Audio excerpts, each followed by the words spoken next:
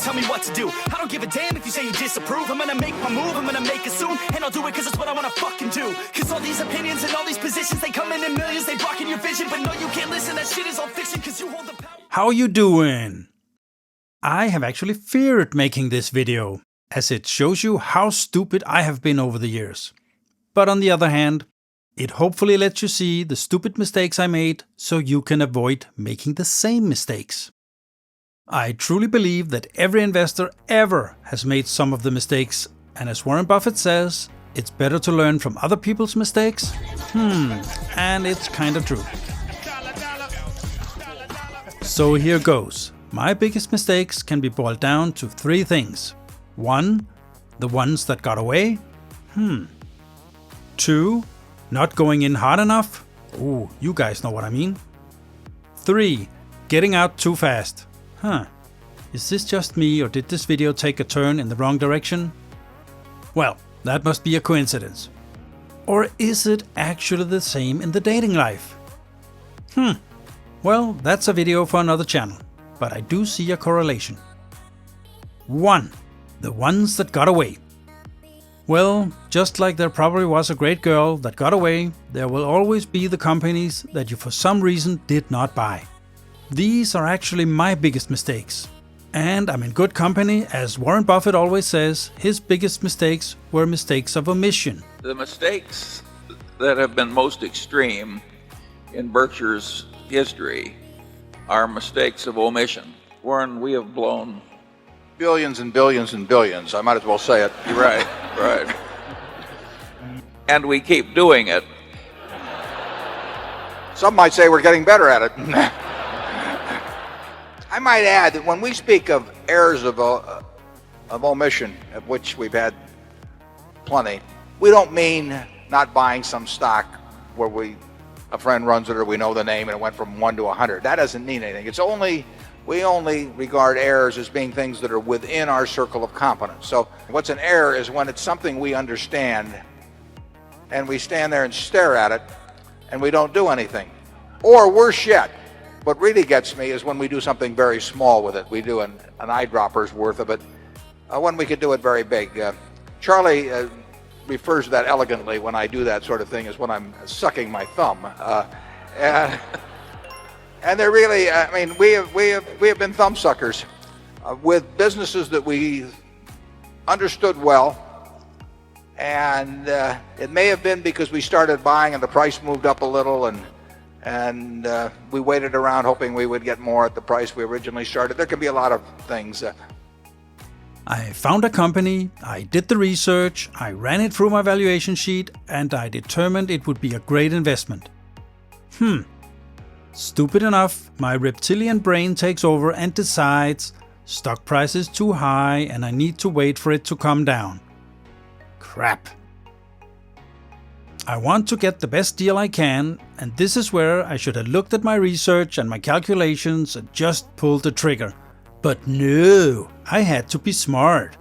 You're very smart. Amazon is one of these companies. I looked at Amazon back in 2015.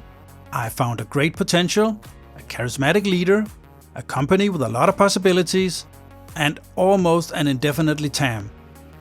However, I thought the stock price was too high. It was around $18 a share back then. The PE ratio was over 700. Remember, PE ratio is almost useless.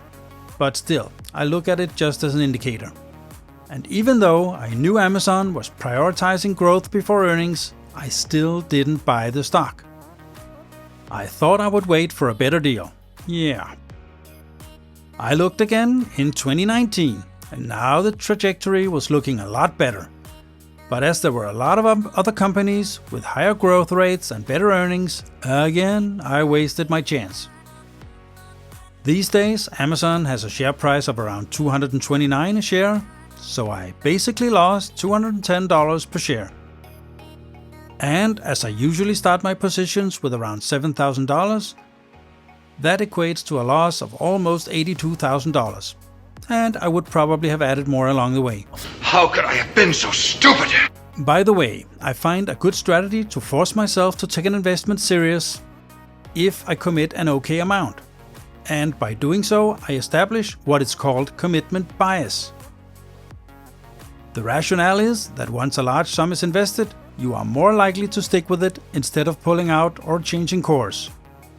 Another company I actually recently made a terrible mistake on was Palantir, ticker symbol PLTR. I knew Palantir was going places. I knew they were going to be added to the S&P 500.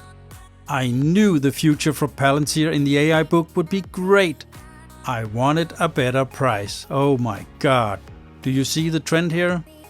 So I waited. This was back in September 2023, and the stock price was around $18 a share. And of course, it happened what always happened. The share price jumped when they got into the S&P 500. So again, I waited, I hoped that the speculators would sell. Now the share price was around $30. And what do you know? It suddenly went to the moon. At the time of this video, the share price is around what, $82? Huh. This could have been a 4 to 5x. I still believe in Palantir, and they haven't reached their full potential, but I unfortunately think it's too late for me to get my 4 to 5x in 5 years. Have you noticed how a lot of the people from the old PayPal mafia are doing great? I started back, 5 years ago? Looking into the people from the PayPal mafia, Peter Thiel, Alex Karp, Elon Musk, all of these guys. What they do, you should pay attention to. Just a little tip. Well, another one I made was actually with AMD. I work in tech, and I saw with my own eyes how Intel fumbled around and how AMD got better and better. And I saw how other companies did the same, bought more AMD and less Intel. I wanted to invest in AMD, and I did. This was back in 2019. The share price was around $23. Then came the decline, and I thought it was time to get out. Completely rookie mistake. And when the share price hit 108, I sold it all, and I thought it was a real smart move as AMD continued to go down, all the way down to $55. Well, I should have waited, or even better, bought a lot more when it was on sale. I even saw the signs again when Tesla switched to AMD Ryzen CPUs and a lot of others went away from Intel again.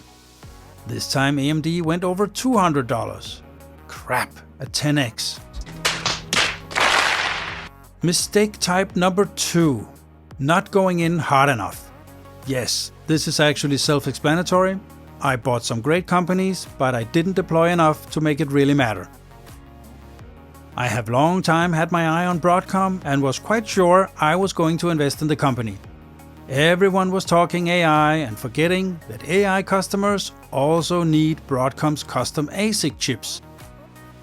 I bought Broadcom at around $100 a share, and it was only a speculative play for around a year or so. And because it was a speculative play, I never used more than 1% of the portfolio. That turned out to be a mistake. The stock shot up and is almost at $240 a share right now.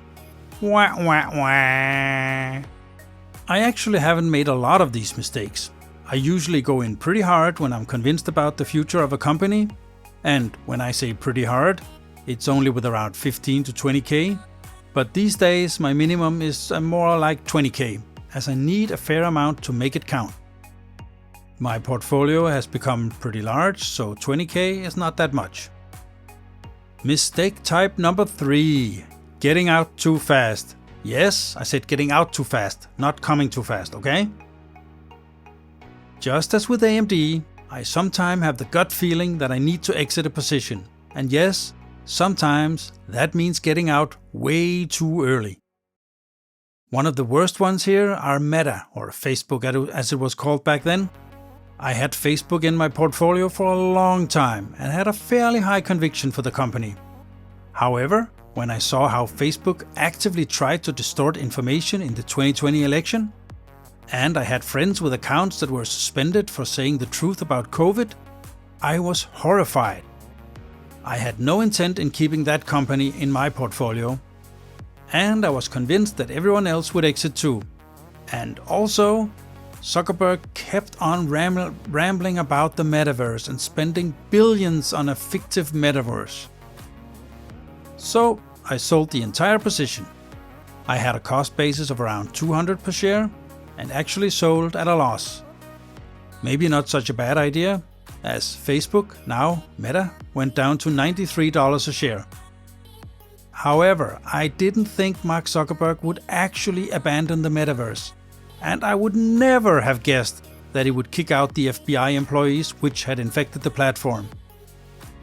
But I stand corrected. Zuckerberg really got Meta turned around, and I should have noticed that, especially when he made the public statement for the 2024 election, that his platforms would not bow down to the government and FBI manipulating the narrative this time around. He even stopped his $400 million donations for the Democrats. No more suckbucks. But I wasn't 100% convinced back then, and now Meta is trading at around $600 a share? I should have stayed with the company, and it could have given me at least a 3x, actually more like 5 or 6x. It was almost the same story with Google. I saw a bright future, and I really believed in the company. It was so strong it couldn't get disrupted that easy. I was wrong, but actually, I had not been 100% committed to Google, and when I looked at the future growth rate, I saw better investment in Tesla. So I actually sold Google to buy more Tesla shares at around $120 a share. So yes, I exited Google too soon, but looking back, it probably was a good idea, as Tesla is over 450, so almost a 4x in 2 years? And another thing is, back then it dawned on me I was putting too much weight in the mainstream media, and almost every time I listened to anything from the mainstream media, it was proven wrong. I have now learned never to listen to the mainstream media anymore. They usually have no idea what they're reporting on, and sometimes even directly lying.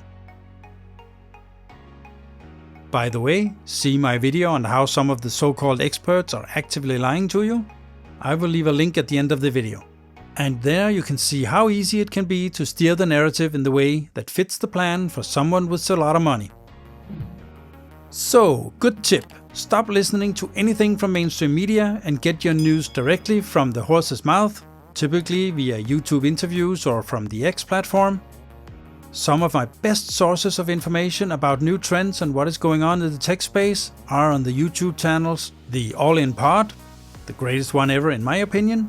I listen to the guys every week, and they actually made me look deeper into Nvidia before the AI boom started, and it's good fun too. Coincidence? I think not! Another great one is the BG2 Pod with Bill Gurley and Brad Gerstner, two legendary investors who always bring their A game. I can only say, listen to them and find great value from them. Or at least, find inspiration. I hope this video gave you some inspiration. Hopefully you won't repeat my mistakes. Please give the video a like if you did. And remember, the best investment you can do is in you. The more you learn, the more you earn.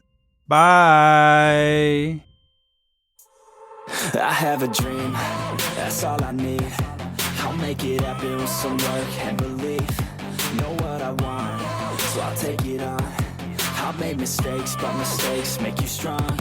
Let's break it down for a minute. I want the crown, I'm gon' get it. You hear me loud, man, I'm winning. Yeah, Charlie Sheen will be grinning. These ladies know that I'm sinning, and this is just the beginning. I'm closing in the ninth inning, there ain't no point